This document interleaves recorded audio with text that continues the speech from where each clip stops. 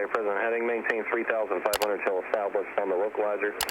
Cleared the ILS 32 approach. You know, on the point of cross country, what do you say to somebody who flies from, San Carlos out well past 50 nautical miles? Let's say they go to, I don't know, wherever. It's clearly 50. They say they go 50 or 60, 55, 60 miles, and then stay in the pattern for a half hour, and then fly back.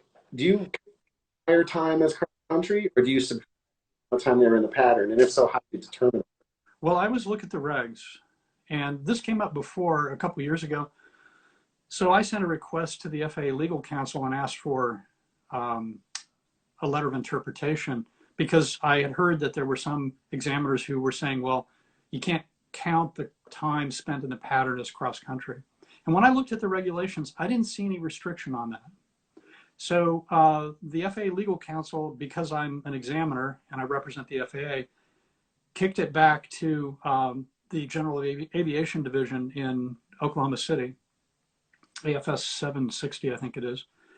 And they sent me a letter and said, yes, any time spent, as long as you fly from one airport to another airport, straight line distance greater than 50 nautical miles, that entire time is cross country. If you spend time in the pattern, it's still part of the cross country flight. You could do steep turns in slow flight en route, air work. You could do slow flight the whole way.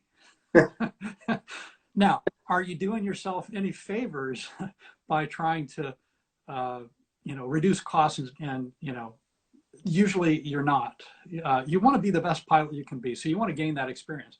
But if you go out and do the stuff in the pattern, it's not a problem. Now, another examiner I talked to said, well, I don't agree with this letter, because I showed it to him, and he said, because now you're going to have people who are going to fly to Fresno and they're going to do 20 touch and goes. And I said, I'm not seeing that. Yeah. I'm just not seeing that when applicants that come in.